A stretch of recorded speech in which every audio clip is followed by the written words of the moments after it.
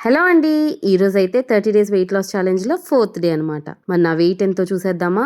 నిన్నటి వెయిట్ వచ్చి 58.25 అండ్ ఈ రోజుటి వెయిట్ 58.20. సో అసలు వెయిట్ ఏం డిఫరెన్స్ లేదు. But it's okay. వెయిట్ అయితే ఇంక్రీజ్ అవ్వలేదు కదా! సో హ్యాపీగానే ఫీల్ అవ్వాలి. సో ఈరోజు మార్నింగ్ ఎంప్టీ స్టమక్‌తో ఆమ్లా జ్యూస్ స్టార్ట్ చేసేసాను.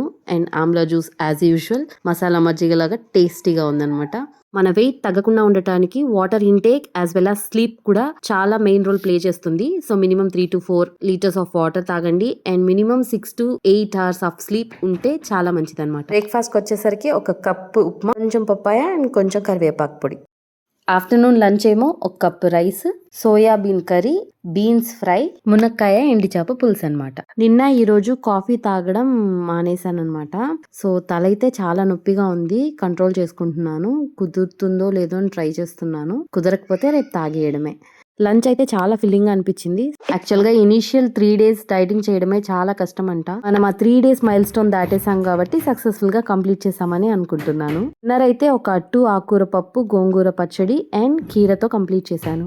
మరి నా వెయిట్ లాస్ జర్నీ ఫుల్ గా చూడాలంటే నా ఛానల్ ని సబ్స్క్రైబ్ చేసుకోండి.